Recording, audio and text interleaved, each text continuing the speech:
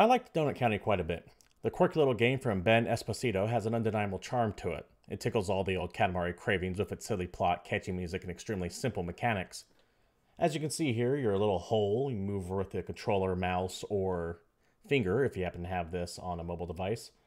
The hole sucks up items, a nice little physics-based puzzle work there. Get more items in the hole grows bigger. Bigger the hole, the bigger the item you can cram into there, so on and so forth. This is the crux of the gameplay right here. There are some puzzly elements, like I mentioned, especially as it goes later on, but nothing too difficult, unfortunately. I would have liked to have seen some more playing with the physics to see them get a little bit more in depth in what you can do with the hole, and there are a few little gadgets you get as the game progresses, but they don't go nearly as far as they should have with here. See, everything in this game feels like Katamari. It's colorful, it's happy, it's generally positive about everything. But unfortunately, the game doesn't really go as far as it should. It's fun being a cute Trash Panda playing on his app with him delivering what he thinks are donuts, which are these holes that just suck up everyone's trash and he gets to collect them. And there's a cute little Trashopedia that has wacky descriptions for everything he finds. But I just kept expecting the stakes to grow bigger than they do. In Katamari, which this game is clearly inspired by, you are rolling up entire cities and then eventually the universe by the end. And it might be fair to compare this game to that, but as I was playing, I just expected it to eventually go to that point, and it never really did.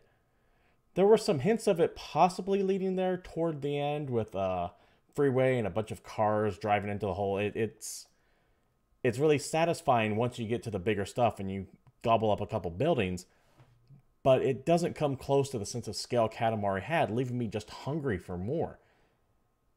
And that hunger is compounded by the fact this game was only about 3 hours before I was finished with it. I personally did enjoy my time with it, but its $12.99 cost on the PlayStation 4 might not hit that required dollar to price ratio many budget-conscious gamers need.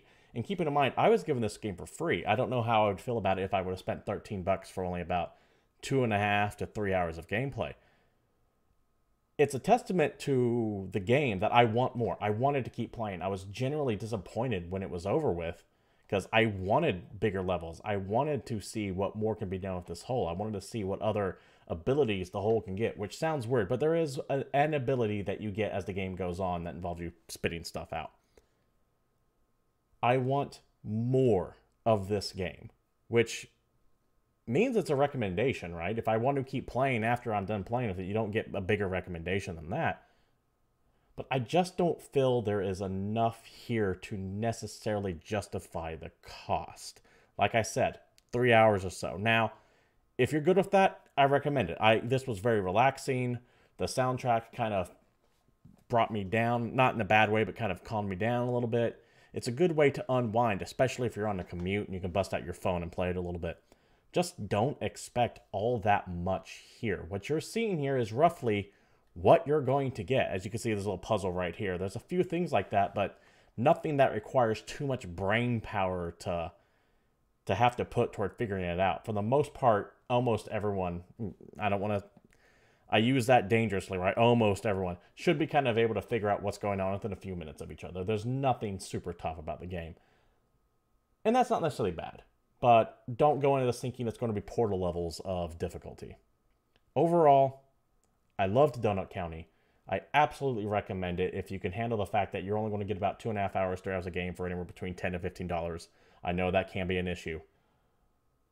And I want so much more from this game. I want more levels. I want it to be harder. But I am happy with what I played. I hope we get more to this. I tend to be against DLC for the sake of DLC, but I want more levels. I want more to this game, and I hope that Ben is listening. If he is, he made an extremely entertaining game. I loved it. I hope to see more of it in the future, and I do recommend it as long as that price point is not an issue, which is possibly the biggest stickler that I have. Thank you for listening. If you like what you see here, you guys been in the internet long enough, you know what we all want, like, subscriptions, all that. Until next time, I'm Stephen Brown. You have a good day.